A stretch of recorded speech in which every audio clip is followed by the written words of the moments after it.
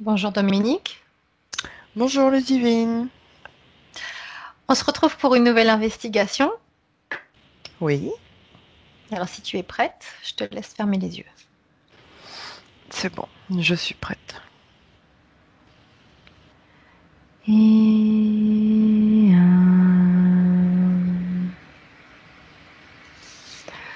Dominique, Oui, je vais te poser la première question du protocole. Connecte-toi à la première pratique de magie noire sur cette planète et décris-la. La première.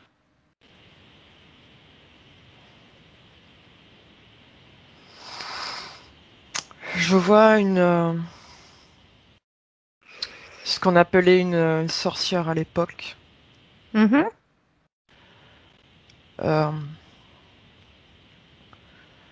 prendre des morceaux d'animaux, mélanger leur sang et vouloir contrôler les vents. Je vois aussi des symboles apparaître dans le sang, ce qu'on D'accord. pourrait décrire aujourd'hui comme des pentagrammes négatifs. Tu peux me dire dans quel but elle a été réalisée? Pour essayer de contrôler les éléments. Les éléments? De quel genre? Le vent, Ok. les rayons du soleil. L'objectif était essayer de contrôler les saisons. D'accord. Intéressant.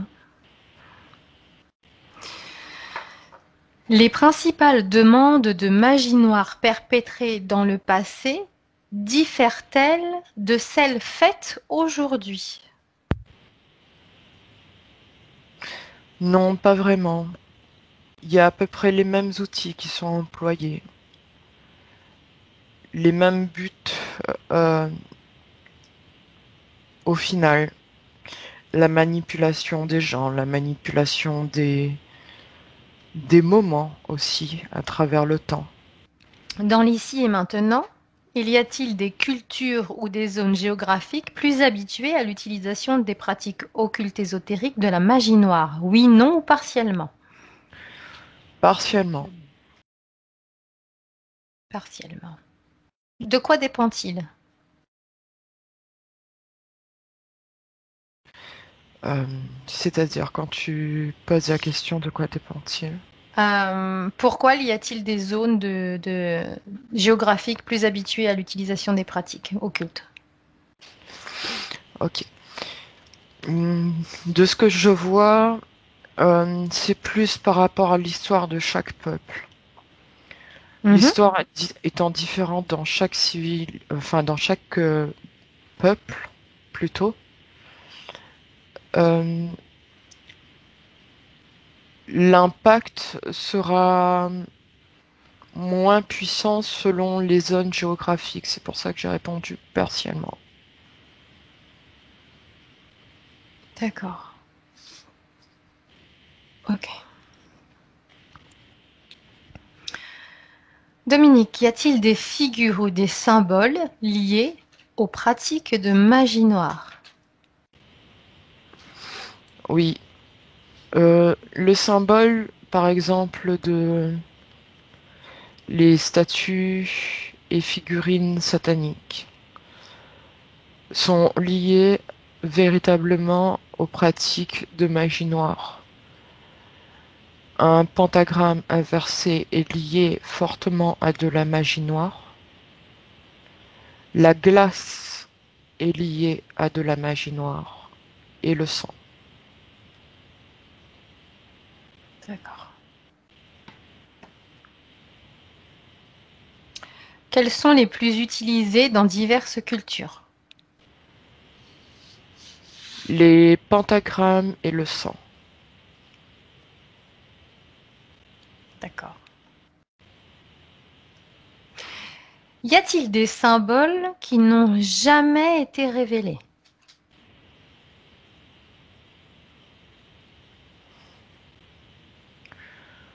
Oui, je vois un cube. Mhm. Et dans ce cube, je vois comme un soleil noir euh, qui est relié en fait à l'inversement du symbolisme du soleil.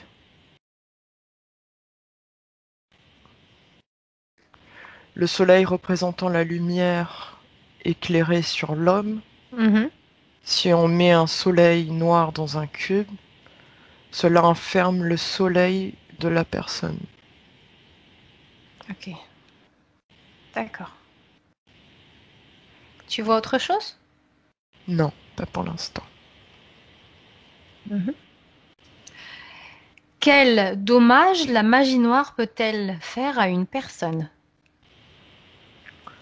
Un peu, elle peut impacter son présent, son futur et ses lignées. Ces lignes? Ses lignées, ses Ah, ces descendants. lignées, pardon. Ok.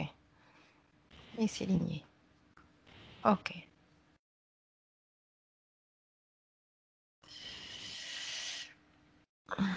Tu vois autre chose? Non, mais le temps impacte beaucoup sur la personne. Ça peut aggraver les moments passés dans le temps d'avant, le temps passé, au passé. Mhm. D'accord.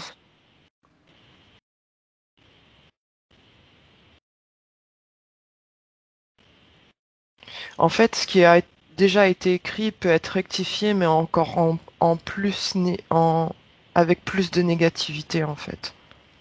D'accord.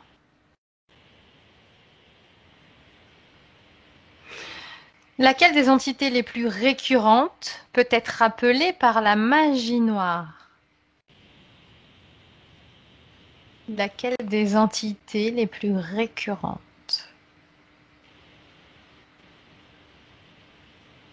Satan. D'accord.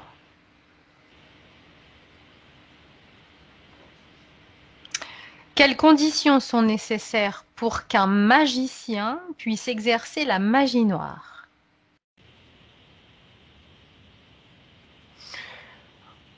Il doit éteindre son soleil d'abord. Il n'est plus reconnecté à son cœur. Il refuse sa lumière divine, son âme. Il se déconnecte de la terre et transforme tout ça en négativité pour pouvoir passer un pacte par la suite avec les entités du monde obscur. Et seulement là, il aura accès à certains secrets de la magie noire.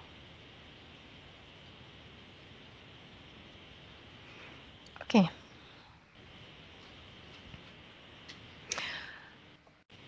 Observe quelle dynamique permet à la force négative qui est lancée par les rituels occultes de magie noire de se lier à la partie subliminale. Tu peux répéter la question, s'il te plaît? Bien sûr. Observe quelle dynamique permet à la force négative qui est lancée par les rituels occultes de magie noire de se lier à la partie subliminale. Alors j'imagine que c'est soit la partie subliminale du magicien ou soit la partie subliminale de la personne qui est attaquée. Et je pense que c'est la deuxième option. Ok. Alors, je vois deux choses distinctes qui se passent. Chez le, on va dire, magicien, il efface, c'est comme s'il acceptait d'effacer toute essence divine de son être. Donc, Mhm. il donne son âme, en fait. Et sur la partie subliminale de la personne attaquée, elle est brouillée. Elle n'est pas totalement effacée, mais elle est brouillée sur la ligne de temps. D'accord.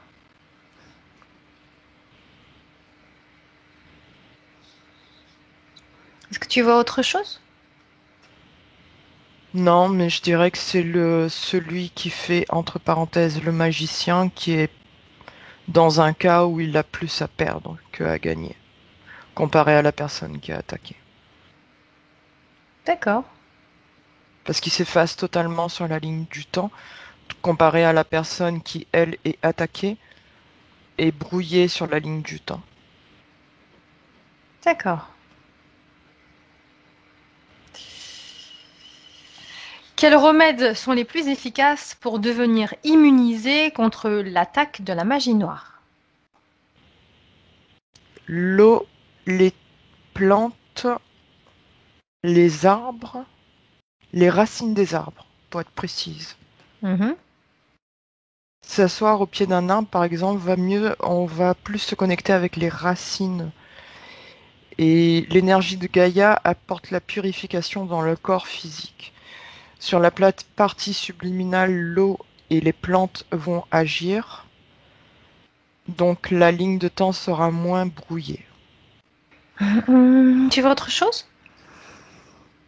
Non, Ok. La magie noire peut-elle créer des retours sur la personne qui la demande et sur le magicien qui l'a émis? oui. Il y a forcément des forces bien plus puissantes que la force obscure, on va dire ça comme ça. Si le bien existe, le mal existe. Si le mal existe, le bien existe, forcément. Euh, tout ce qui est envoyé en négativité retourne forcément, même si la personne qui est attaquée ne le demande pas, retourne forcément chez l'envoyeur. C'est une loi universelle. Elle est pratiquement, euh, comment dire ça, active dans l'univers. Mhm.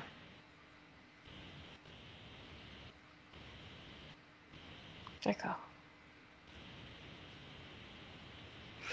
Y a-t-il des sujets, des religions officielles qui pratiquent la magie noire? Oui, non ou partiellement? Alors oui, je ne sais pas si on peut appeler ça des religions, mais il y a la religion luciférienne, la religion scientologique. Mhm. Je vois aussi une partie, pas tous, mais une partie des francs-maçons. Certains initiés, en fait, ont eu accès à certains textes et ils ont inversé un peu, comment dire ça, le sens de ces textes. Ils se sont amusés avec certains textes, en fait. Ce qui a Mhm. créé une certaine magie noire. Euh, Est-ce que c'est et le cas dans certaines religions qu'on connaît aujourd'hui, l'inversement des textes?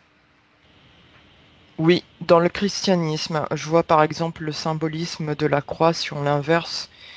C'est de la magie noire. D'ailleurs, cette croix n'est pas grande vers le bas. La vraie croix est, est à des points, enfin, à des points, la barre est égale de chaque côté, Mhm. en fait. La vraie croix est une croix égale, en fait. Et elle a été transformée avec le temps, avec une barre un peu plus longue. Mais si on prend cette croix, cette nouvelle croix, et qu'on l'inverse, ça fait une magie noire, effectivement. D'accord. Je vais te poser la dernière question du protocole et après on passera à la partie libre. D'accord. Existe-t-il des races extraterrestres liées à la magie noire? Oui, non ou partiellement? Je dirais plutôt partiellement, car c'est une création plutôt qui est devenue terrestre. Mhm. Est-ce que tu peux me dire qui ils sont et pourquoi ils sont liés? Qu'entends-tu par là? Quand tu me dis partiellement. Mhm. Existe-t-il des races extraterrestres liées à la magie noire? Tu m'as dit partiellement. Alors, en fait, l'être humain a voulu, enfin certains êtres humains ont voulu se reconnecter à Lucifer. Mhm. Et du coup, ils ont fait des incantations négatives et ils ont tout transformé sans maîtrise. Et du coup, en fait, ça a ouvert des... Je sais pas si je vais répondre à ta question, hein, mais ça a ouvert des portails, en fait, qui ont fait venir le peuple des Dracos, pour être D'accord. exact. Et à la base, ils n'étaient pas liés à ces incantations, Mhm. mais ils ont profité de l'occasion. Ok. Ah, Donc, les incubes aussi, pardon. un cube. D'accord. Ok. Si tu es d'accord, Dominique, je vais te poser d'autres questions. Oui. Tout à l'heure, tu m'as parlé des différentes formes d'objets qu'on utilise pour la magie noire, mais tu m'as parlé de la glace. Oui. Est-ce que tu peux me donner un exemple pour la glace? Un exemple. Oui, j'en ai un. Mhm. Par exemple, si on inscrit le nom d'une personne sur un morceau de papier et qu'on met au frigidaire, on fige le temps en négativité sur la personne. Tu voulais dire quelque chose? Oui, excuse-moi. En fait, ça, la personne veut bloquer, euh, enfin, la personne qui fait ça veut être éloignée de la personne qu'elle attaque, Mhm. mais en fait, elle fige le temps euh, par la glace et emmène du froid dans son soleil. Alors quand je dis emmène du froid dans son soleil, ça veut dire tout simplement qu'elle amène de la froideur figée sur l'âme et les corps éthériques de la personne.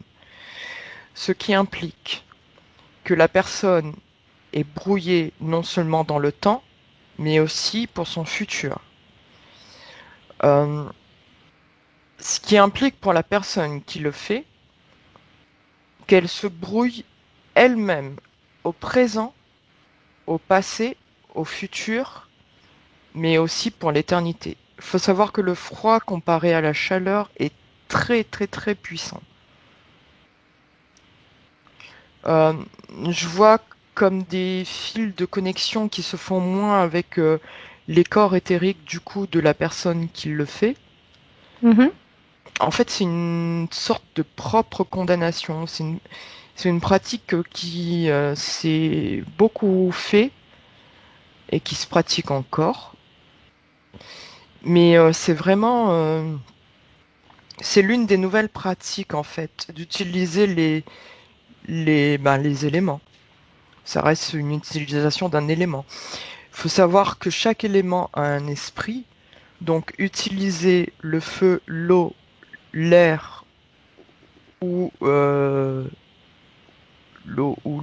froid, tout simplement, la glace, euh, engendre l'utilisation des éléments. Donc leur esprit n'étant pas programmé pour être négatif, ils vont en fait faire ce que la personne ordonne, mais ils vont se révolter ouh, durant l'éternité envers la personne qui l'a fait. Alors je sais pas si j'ai été clair, mais D'accord, d'accord. Si, tout à fait. Je vois. Je vois ce que tu veux dire. Ok. Ensuite, tu m'as parlé donc de l'impact du présent, du futur et de la lignée même. Donc oui, sur plusieurs années, sur plusieurs lignées, c'est ça? c'est ça. Et qu'en est-il du coup de... Mais je pense, voilà, que tu as répondu à la question juste avant. Donc il peut y avoir un impact d'une incarnation à une autre pour la même âme. Pour la même âme et pour les enfants de cette âme. D'accord. Les enfants qui seront issus de la personne attaquée, en fait, c'est comme si ce sont les nouveaux porteurs de cette, on va dire, malédiction, entre parenthèses, parce que je n'aime pas trop ce Mhm. mot-là. Et en fait, eux devront nettoyer leur lignée passée, leur lignée présente, leur lignée future, leur corps éthérique est nettoyé tous les temps, même si le temps est linéaire, tous les temps, donc passé, présent et futur, de chaque personne, de chaque membre de leur famille, en fait. Ce qui implique d'innombrables personnes et d'innombrables incarnations. Très bien. Donc, on disait tout à l'heure que sont souvent appelés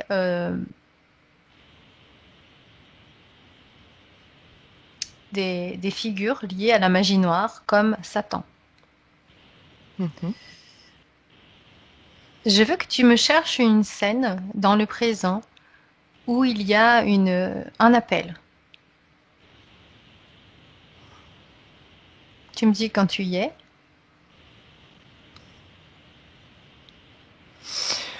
Oui, je vois une scène. Euh, je suis dans une église. Mhm. Il y a une prière. Et à un moment donné, le prêtre parle de Satan. Alors il faut dire que ce n'est pas très approprié de parler de Satan. Puisque Satan et Lucifer sont deux personnes, enfin je ne sais pas si on peut appeler deux personnes, mais je vais appeler ça comme ça, deux personnes complètement différentes déjà. Et en fait, Satan est la création propre du mental de l'homme. Mhm. À la base, il n'existait pas. En fait, c'est un égrégore qui s'est, on va dire ça, et qui s'est matérialisé avec les incantations terrestres.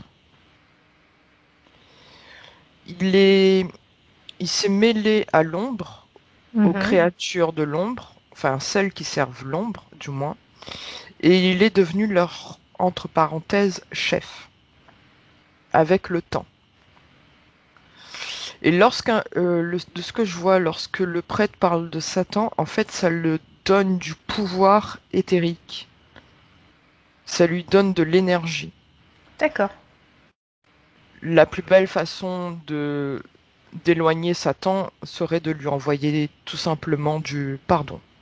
D'accord. Donc en fait, quand ils font appel à Satan, enfin, en tout cas dans cette scène-là, euh, tu peux dire que c'est une conscience ou pas? Oui, c'est une conscience qui s'est améliorée avec le temps. Comment se présente-t-il? Comme un, je dirais un monstre géant avec des épines. Euh, pas si impressionnant que ça au final. Et une tête plutôt mi, mi-crocodile. Pas une tête de serpent. Euh, hum, je vois un texte devant moi. Mhm. Si on repart dans le temps, en fait, le serpent était synonyme de sagesse et non pas de côté démoniaque. Ça n'a Mhm. strictement rien à voir. Mais là, l'égrégore de Satan, de ce que je vois, est assez mi-crocodile avec des pics, une peau plutôt un peu qui fait penser aux reptiliens, un peu comme les dracos, mais avec des pics en fait Mhm. sur le dos, avec une queue et des grands ongles pour bien s'accrocher à la chair humaine. Alors quand je dis ça, je vois surtout des griffures sur les gens. D'accord. Mhm. Une fois qu'il a été appelé, qu'est-ce qui se passe? Alors déjà, la première des choses, on perd son âme. Euh, on n'est plus relié à... On n'est plus... Comment dire ça? On n'est plus connecté à la source divine. Ah. On n'est plus connecté... Oui, excuse-moi. Non, non, tu parles de qui exactement qui n'est plus connecté? La personne qui invoque Satan. D'accord. Qu'en est-il de la personne qui est attaquée? La personne qui est attaquée, en fait, comme je l'ai dit tout à l'heure, est complètement brouillée dans l'espace-temps, autant dans le passé, le présent et le futur. Mhm. Ses corps éthériques sont affaiblis, ils D'accord. deviennent plus pâles, moins lumineux. Il faut beaucoup de connexion à la Terre pour qu'elle puisse survivre, D'accord. vivre normalement, on va Qu'est-ce que dire. ça va impacter sur sa vie? Plusieurs obstacles, une tristesse profonde que la personne ne comprendra pas euh, d'où est-ce que ça vient. Plusieurs difficultés, vraiment plusieurs obstacles en fait, comme des choses qui n'ont pas lieu d'être, D'accord. euh, qui se manifestent vraiment concrètement. Une sorte de malchance. La personne va dire j'ai une mauvaise étoile, mais en fait, c'est pas qu'elle a une mauvaise étoile, c'est des circonstances négatives qui arrivent un petit peu trop successivement. Est-ce Et que, quand on dit la poisse, par exemple, les accidents vont en faire partie ou c'est un oui, autre genre d'incantation? C'est la même chose? c'est la même chose. D'accord. Ok. Dominique, quelle est la différence si jamais la personne se trompe au lieu de Satan, elle appelle Lucifer? C'est quoi la différence? Lucifer va agir plus sur l'ego, sur la partie qui est notre démon, on va dire. Mais il va agir plus sur l'involution présente que sur le temps, en fait. Mhm. Com- Comparé à Satan, où lui, il agit vraiment sur le temps et l'espace. Lui, Lucifer, qui est quand même le premier plus bel archange à la base, qui était du moins le plus bel archange à la base, lui, son but éthérique, on va dire, est de retourner à la source. Donc, il va plus agir sur l'ego de la personne qui attaque et sur la densité de la personne attaquée. Alors, je vais expliquer. De ce que je vois, lorsque la personne est attaquée, elle va subir des distorsions éthériques sur son corps physique qui seront très lourdes. Euh, c'est comme si en fait on courbait son dos Mhm. physiquement et, euh, et ses corps éthériques seront un plus alourdis. Mais l'impact est complètement différent comparé à Mhm. une incantation qui viendrait de l'autre. Ça veut dire quoi? Que quand la personne meurt, le, le, le pacte n'existe plus, l'incantation est annulée? Oui, l'incantation est annulée dans cette vie-ci, dans la vie en cours, on va dire. D'accord. Ok. Tu m'as dit tout à l'heure, il y a une préparation avant de commencer la magie noire. Tu me disais qu'il y avait une préparation euh, au niveau de la personne. Donc, il s'éteint de sa lumière, il se déconnecte de la terre et il passe un pacte. À partir de quand? Comment ça se prépare? Comment la personne lui vient à l'idée de se préparer de cette manière? Est-ce que physiquement, il y a cette conscience de le faire ou c'est vraiment juste la partie subtile qui prend cette conscience? Je dirais qu'il y a de l'impact sur la partie physique quand même, puisqu'il y a une préparation mentale, une préparation euh, euh, oui, tu voulais dire quoi? D'où vient, d'où leur vient l'idée de commencer à faire ça? Est-ce que c'est quelque chose qu'on leur inculque? Cette famille, on leur dit, bon, bah, tu vois, tu peux faire ça. Ou alors c'est une idée qui leur vient et ils vont chercher quelqu'un pour leur apprendre, pour le faire. C'est plus dans ce que tu viens de dire tout juste. L'idée leur vient tout simplement par cupidité du pouvoir. Ensuite, il y a une connexion qui se fait avec des esprits négatifs qui vont influencer cette partie cupide et ils vont faire une recherche à travers certains textes négatifs qui existent et qui sont encore vendus dans les librairies ésotériques. Mhm. Et ensuite, ils préparent leur corps tout simplement de leur propre volonté. D'accord. J'aimerais, Dominique, que tu regardes dans le monde les personnes qui sont en haut de la pyramide, c'est-à-dire nos élites, nos politiques, nos grands dirigeants. Et j'aimerais que tu regardes si certains se servent de cette magie noire. Je dirais oui. Tu peux me dire ce que tu vois? Hum, je les vois utiliser les symboles, par exemple, égyptiens. Bon, ça, je vais pas étonner beaucoup de personnes. Mais d'inverser les symboles qui étaient totalement positifs sur la Terre et de rajouter, d'impliquer des symboles les uns dans les autres, de les inverser, de les tourner, chose que Hitler a fait d'ailleurs, euh, et de tout ça pour prendre un pouvoir éthérique sur la masse, sur les peuples. D'accord. C'est toujours dans le but de manipuler les masses ou ça peut être personnel, juste sur une seule personne ou sur un petit groupe, par exemple. Ça peut être les deux. En fait, ils veulent acquérir certaines capacités et certaines connaissances, donc à but personnel, Mhm, et pour pouvoir mieux faire passer leur ordre sur le peuple mhm.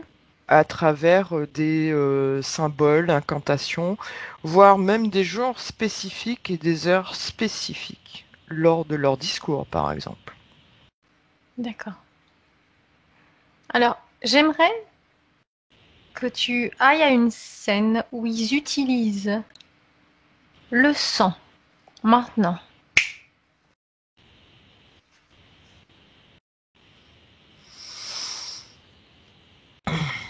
Euh, je vois un...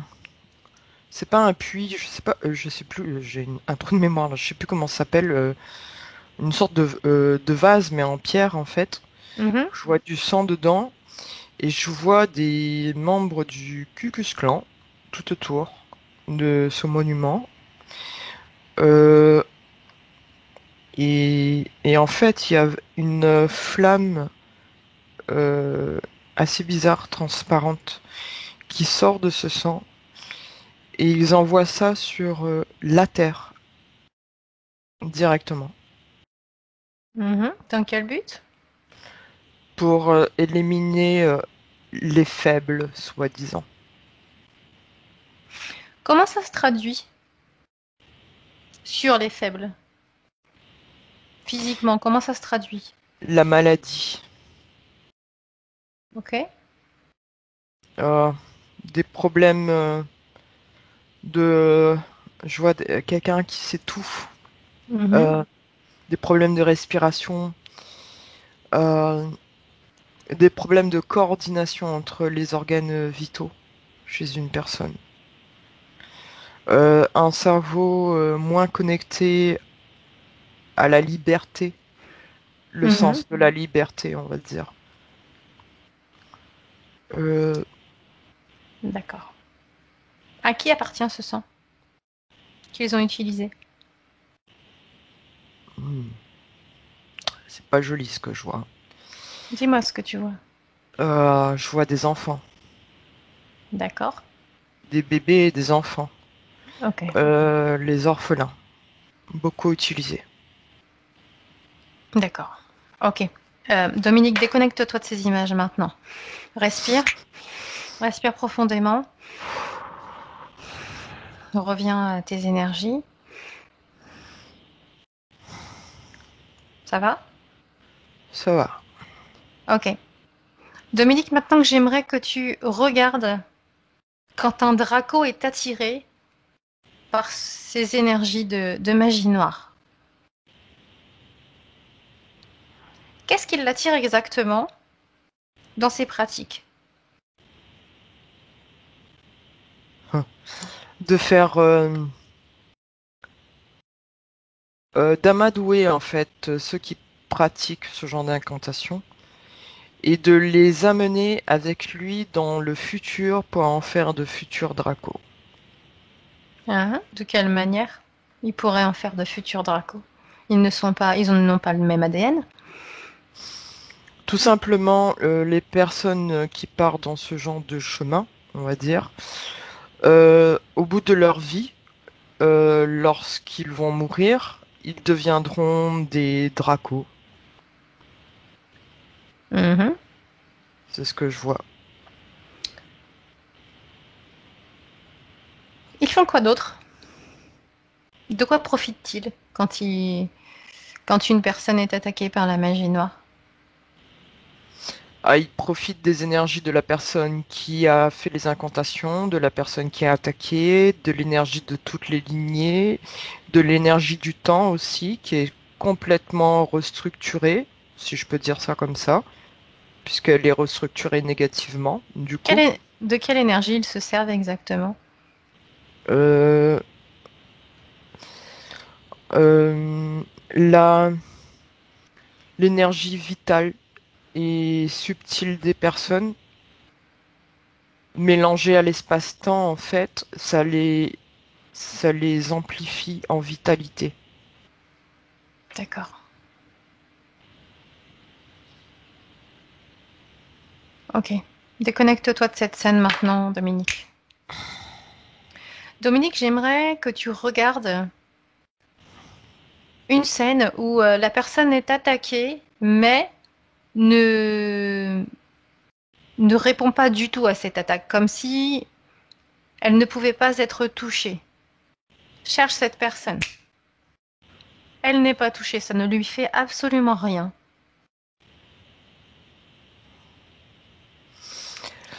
En fait, il y a quelque chose qui se met en place, c'est-à-dire que les personnes qui ne répondent pas aux attaques visibles ou invisibles créent automatiquement des sortes de boucliers magiques.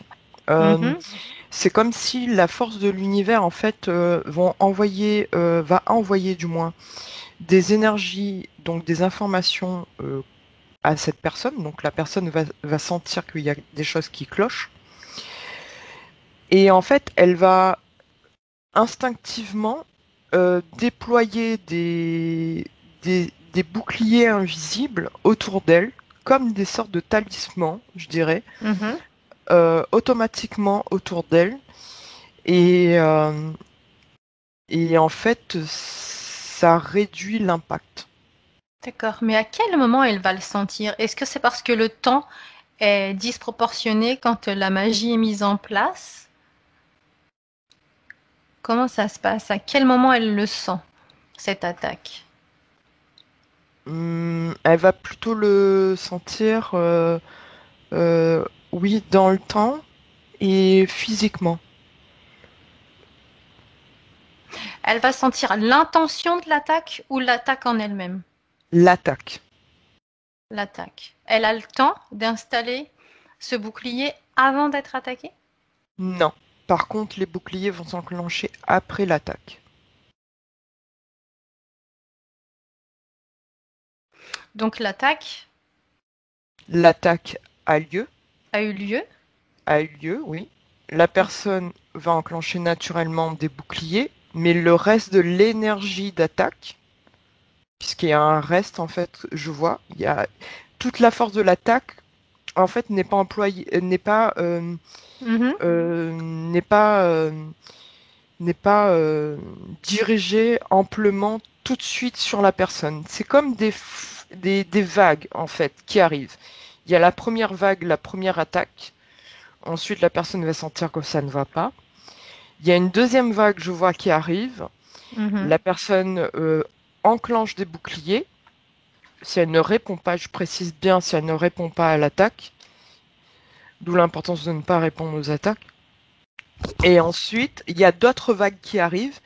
Et ces autres vagues-là, en fait, n'auront pas d'impact sur la personne. En fait, avant qu'une personne soit tuée physiquement par des attaques occultes, il faut beaucoup de vagues. Ou une attaque puissante. D'accord. La première vague, quelles Mhm. conséquences sur le sur la personne. Une perte de l'espace-temps, je dirais. Des vomissements aussi physiques. Une perte d'énergie vitale. Vraiment une descente d'énergie. Comme quelqu'un qui dit je me sens vidé. Mais ça Mhm. arrive vraiment tout d'un coup. Les muscles qui ont tendance à devenir très très faibles. Ok. Et une fois que le bouclier est installé, Mhm. les symptômes disparaissent ou pas? Avec le temps. Il faut beaucoup de temps, beaucoup de récupération, puisque par rapport à cette dimension où on est, Mhm. euh, on ne peut pas. Le corps est quand même un instrument qui va lentement, donc on ne peut pas aller plus vite que la lumière, je dirais. La personne que tu as choisie, où je t'ai demandé qu'elle ne soit pas du tout impactée, pourquoi Mhm. elle n'est pas du tout impactée? Quelle est la différence, malgré ce bouclier-là? Je dirais la connexion au cœur. Je vois beaucoup le chakra du cœur avec des couleurs arc-en-ciel. Mhm. Euh, je dirais que c'est plutôt une personne qui pratique énormément la remise en question quotidienne sur elle et sur ses énergies. Euh, Quelqu'un qui a plus conscience euh, que, que le temps n'existe pas, quelqu'un qui a ouvert sa conscience. Euh, Quelqu'un de plus conscient dans sa pratique quotidienne aussi. Cette personne-là est plus ouverte d'esprit, si je peux traduire ça comme ça, Mhm. comparée aux autres personnes. Elle est c'est quelqu'un qui est moins enfermé dans des programmations. Ok. Imaginons, est-ce que le fait de croire à la magie noire ou de ne pas croire à la magie noire peut aussi avoir un impact? Non, pas forcément. Les attaques sont des attaques, donc comment expliquer ça? La croyance est une force, oui, mais l'énergie dégagée reste une énergie. D'accord. Donc, je dirais non. Ok. Déconnecte-toi de cette scène maintenant, reviens dans le présent maintenant. Dominique,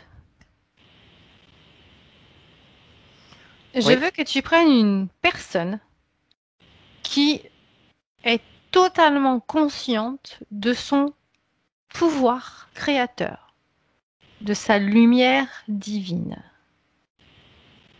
Regarde son champ énergétique et dis-moi ce qui se passe si une attaque arrive. Alors, je vois une personne qui a fait partie de l'histoire mais qui n'est plus présente. Je sais pas son nom terrestre, c'était quoi, mais c'était Bouddha. Il s'est proclamé euh, être un être spirituel devant les autres. Et en fait, on va dire que parmi la foule, puisqu'il a côtoyé la foule, euh, au départ, il a eu des attaques. Et en fait, il n'était pas du tout impacté. Parce qu'il avait justement acquis cette force de déprogrammation. Euh, et en fait, ça augmente vraiment et considérablement ses corps éthériques. Est-ce que tu veux que je prenne l'exemple d'une autre personne un peu plus terrestre? Je veux bien. Ok.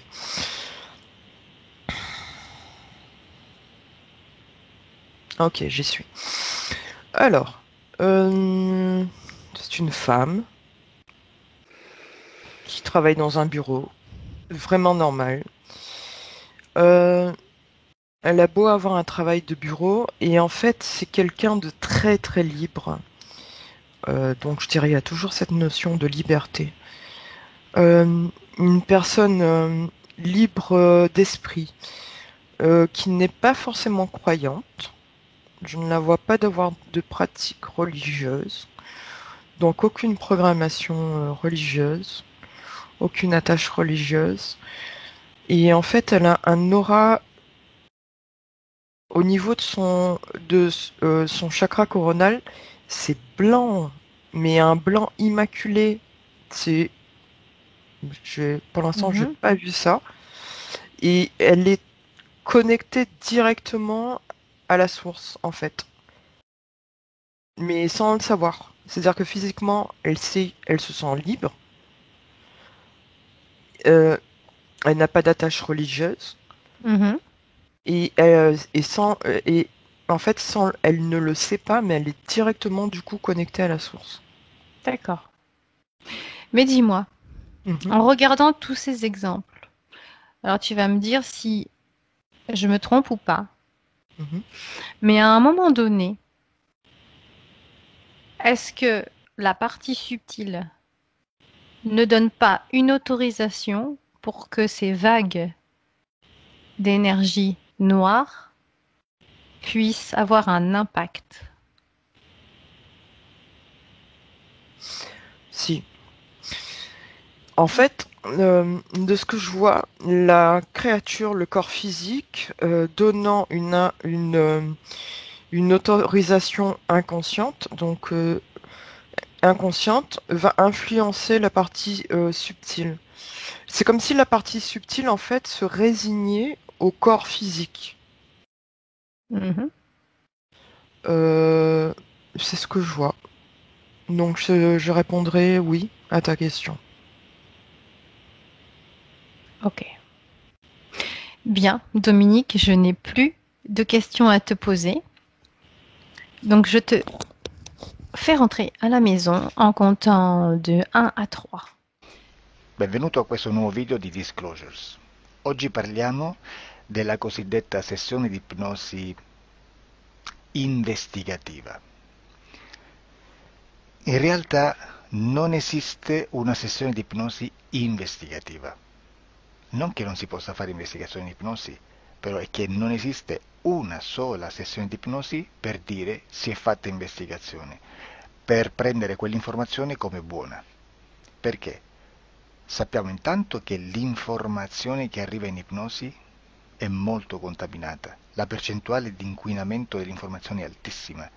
Pensate a questa informazione che viaggia per tantissime dimensioni, attraversa densità, passa per coscienze che volontariamente o involontariamente possono distorcerla e poi arriva infine alla persona che sta in ipnosi, che ha una coscienza, ha una mente, ha un'esperienza e interpreta questa informazione secondo la sua struttura mentale, secondo le sue credenze, che per quanto si possa essere più o meno liberi mentalmente, liberi pensatori, sempre c'è una parte subliminale che interpreta in base all'educazione ricevuta, alla cultura e perché no, anche tutte le esperienze di esistenze passate che ancora lasciano un segno in noi. Per capirci, è come se dovessimo parlare con un'altra persona immersi nell'acqua, a qualche metro di distanza, cercando di utilizzare un mezzo, che è quello della corda vocale, che è fatto per produrre suoni da trasmettere nell'aria. Noi stiamo utilizzando questo strumento per far passare un'onda sonora nell'acqua o in un liquido. Chiaramente il suono viene completamente distorto, sempre ammesso che sia per il nostro corpo facile e non difficoltoso poterlo fare senza avere dei problemi come ingurgitare acqua o eccetera. Ma non solo. Supponiamo che per questo tipo di comunicazione utilizziamo anche due lingue diverse, per esempio un italiano e un russo o un giapponese. Per quanto possiamo anche interpretare il labiale, non possiamo capire quello che ci sta dicendo, perché la lingua è diversa. La lingua diciamo da dove parte l'informazione a dove arriva è completamente diversa, il codice, il linguaggio è diverso, ma possiamo anche cercare di capirci attraverso i gesti, attraverso le espressioni facciali, per quanto sia ipoteticamente facile poterlo fare sott'acqua, però non dobbiamo dimenticare che l'acqua non è l'aria e può distorcere l'immagine, ma non solo. Dobbiamo anche pensare che l'altra persona, che parla un'altra lingua, che viene da un'altra cultura, potrebbe interpretare i segnali che noi interpretiamo come X in Y. Per noi un sì è abbassare la testa dall'alto verso il basso, per esempio, sì, e il no da sinistra verso destra, no. In alcuni paesi orientali, come le Filippine credo o qualcun altro, utilizzano esattamente gli stessi segni, ma al contrario. No, sì. Immaginate due persone di queste due culture che stanno cercando di comunicare in maniera così difficoltosa e alla fine non gli rimane altro che interpretare il linguaggio corporale. Sì, che per l'altro invece no. Cosa voglio dire con questo esempio estremo? Che l'informazione da dove parte a dove arriva viene completamente deformata. Non sappiamo esattamente quale percentuale perché ogni situazione è a sé stante, però la percentuale di inquinamento, di distorsione, di contaminazione di questa informazione è assolutamente alto. Quindi fare una sessione investigativa, mettere una persona in ipnosi e chiedere di Tizio Caio Sempronio di una situazione o chiedere certi dati è assolutamente controproducente, è assolutamente inutile.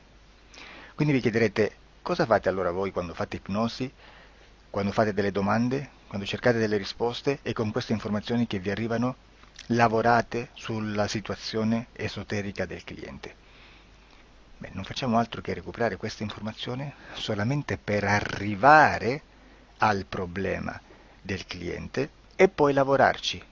Quindi il valore dell'informazione non è quello di un'istruzione, quello di memorizzare dei dati e di prenderli per buoni, ma è un veicolo di movimento, di trasporto verso la causa del problema per poi lavorarci.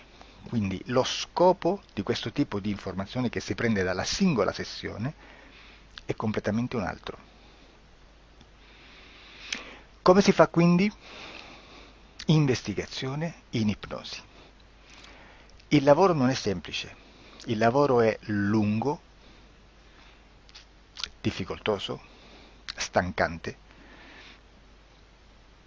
È necessario farlo anche in squadra perché bisogna moltiplicare il numero di sessioni da fare e una sola persona potrebbe farlo soltanto in un tempo estremamente largo. Noi abbiamo delle informazioni che prendiamo ormai per buone, ci lavoriamo, danno dei risultati e quindi per noi sono buone.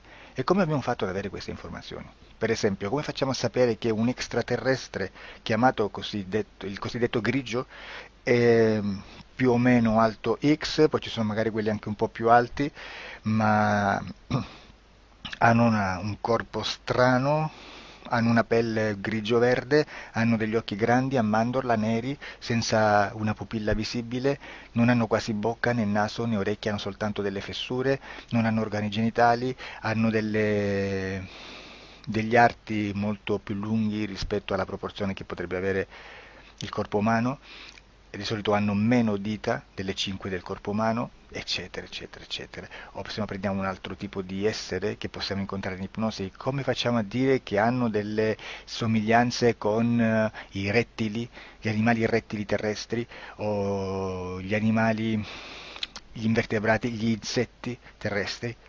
Perché? Perché siamo sicuri di questa informazione e ci lavoriamo e quando ci arriva la prendiamo già per buona, nonostante sia anch'essa contaminata. Perché queste informazioni sono arrivate da tantissime sessioni, fatte da tantissime persone, con tantissime altre persone sotto ipnosi, e che nel contesto di tutto il lavoro gli uni non sapevano degli altri. Questo dato può essere più o meno rilevante, sempre c'è contaminazione, e quindi possiamo prendere per buono anche un gruppo di lavoro dove l'uno possa sapere dell'altro. Ci potrebbe essere una contaminazione del contesto di quel gruppo di lavoro, ma si aggiunge semplicemente una piccola percentuale di questa contaminazione a già la grande che esiste. Non è così impossibile lavorarci. Da tutte queste sessioni, da questo grande numero di sessioni, migliaia, diciamo migliaia, noi prendiamo solamente quell'informazione che è uguale a tutte, che è in comune a tutte, o a quasi, perché magari qualcuna ci potrebbe essere niente in comune per una fortissima contaminazione, perché no? Ma dobbiamo prendere una stragrande maggioranza, proporzionalmente abnorme rispetto a quello che potrebbe essere un minimo di scartabile, e lì possiamo prendere per buona questa informazione. Quindi se noi su 10.000 persone diverse, con operatori anche diversi, in cui in ogni sessione vediamo un essere che più o meno ha le stesse caratteristiche del grigio o dell'insettoide, a forma di mantide religiosa, o il rettile a forma di lucertola, per esempio, di serpente o di quello che sia, o se vediamo il pianeta Marte più o meno di colore rosso, o se vediamo dei sotterranei eterici, non fisici, nel sottosuolo terrestre, soprattutto sotto le grandi città, dove c'è concentrato molto potere, molta energia di questo tipo, e che più ne ha più ne metta. Se vediamo degli impianti che hanno certi tipi di funzioni, certi tipi di forme in certe parti del corpo, e questa informazione la ritroviamo tutta o quasi in tutte le sessioni fatte, eseguite, realizzate da tanti anni a questa parte, significa che quella è una informazione affidabile. E vi posso garantire che stiamo parlando di una percentuale bassissima. Su un 100% staremo, credo, forse più in basso di un 2-3%. Immaginate, tutto il resto è spazzatura, è informazione spazzatura. Sì, spazzatura.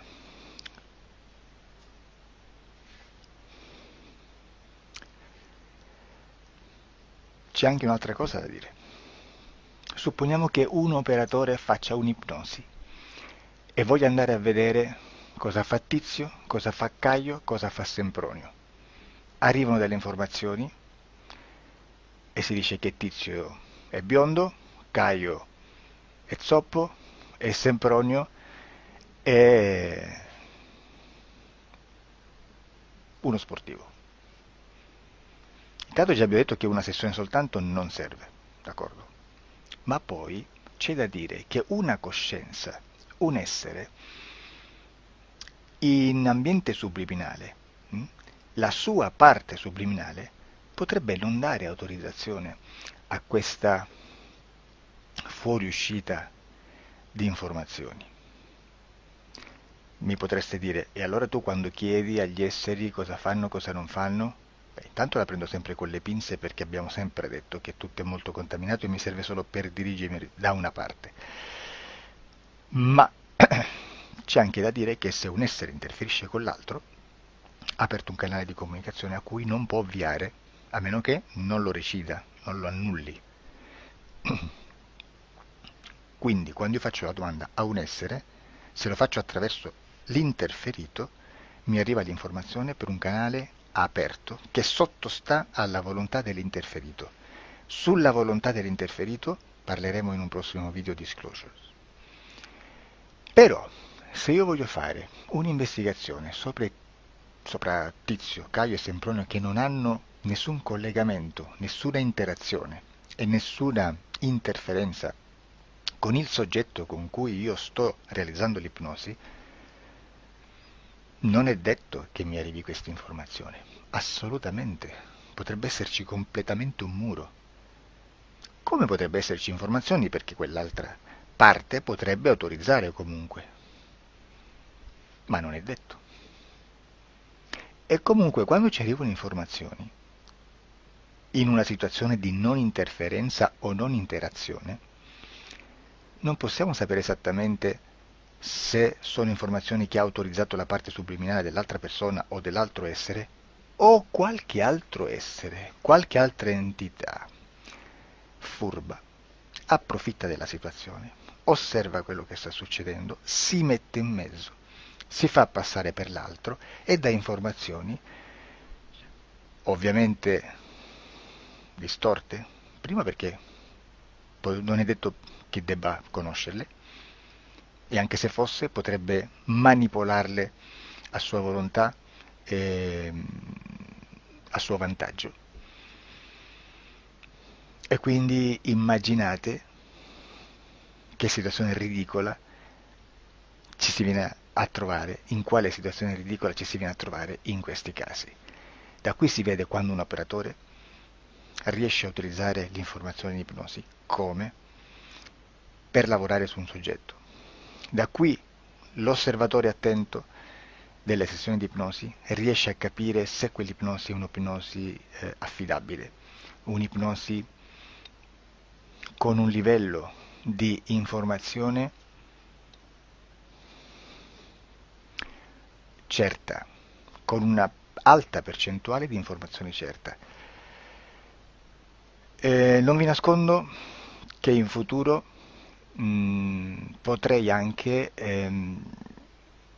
impostare un lavoro per decifrare che livello di certezza di informazione c'è in un'ipnosi, analizzandola e spiegando il perché, spiegando i meccanismi di analisi di un'informazione in ipnosi, che poi anche è molto istintivo. Supponiamo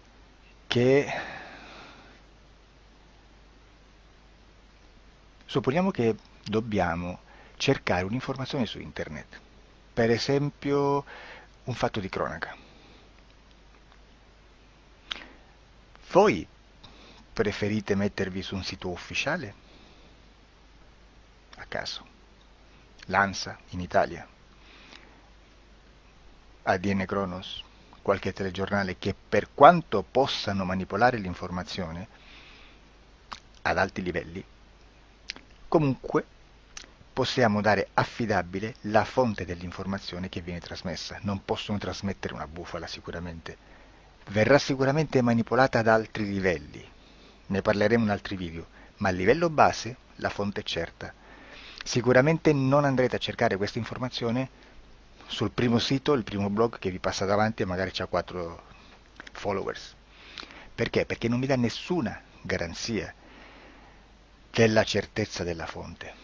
Non c'è un controllo né nella struttura interna di questa agenzia di informazione e né dal grande pubblico, che per la quantità di persone che attingono quell'informazione si può dedurre se l'informazione è certa o meno, perché è un'informazione che passa in un pubblico così vasto che se ci dovesse essere una distorsione con la realtà è molto probabile che venga fuori. Credo che abbia detto quasi tutto sulle sessioni investigative. Prima di chiudere aggiungo che proprio per questo stiamo conducendo dei cicli di investigazione in ipnosi regressiva che comprendono tante sessioni con persone diverse, con una buona o eccellente suscettibilità ipnotica sicuramente, per poter indagare su spazi ristretti su alcuni temi. Perché dico spazi ristretti? Perché se andiamo a prendere eventi grandi nel tempo, nello spazio, storici, parlare di qualcosa di molto generico implica una quantità di sessioni abnorme. Immaginate se dovessimo fare una sessione investigativa sui buchi neri, quanta informazione ci sarebbe e quante informazioni da filtrare. Sarebbe quasi impossibile farlo in questa maniera. Ma se noi riduciamo lo spazio di investigazione, se noi prendiamo per esempio, investighiamo sulla pedofilia nella Chiesa Cattolica. Ecco, se già restringiamo il campo d'azione, è molto più facile che possiamo attingere informazioni affidabili, presuntamente affidabili, con un numero di sessioni sicuramente alte, ma ridotte rispetto ad altri tipi di sessioni molto più generiche, su temi molto più generici. Quindi per fare anche delle investigazioni su temi molto generici bisogna suddividerli in temi, in dettagli, per poi alla fine, quando tutta l'informazione è stata filtrata ed è stata dedotta l'informazione comune, si possono mettere insieme per cominciare a costruire il quadro, mettere insieme tutti i puzzles. Questo è il vero senso dell'informazione in ipnosi, quando si fa ipnosi investigativa. La sessione per risolvere una problematica, un problema, con una presunta origine esoterica di un cliente, di una persona, è un'altra cosa, sono altri metodi, altre tecniche e l'informazione si usa in un'altra maniera, ha un altro scopo. Grazie, ci vediamo al prossimo video. Disclosure.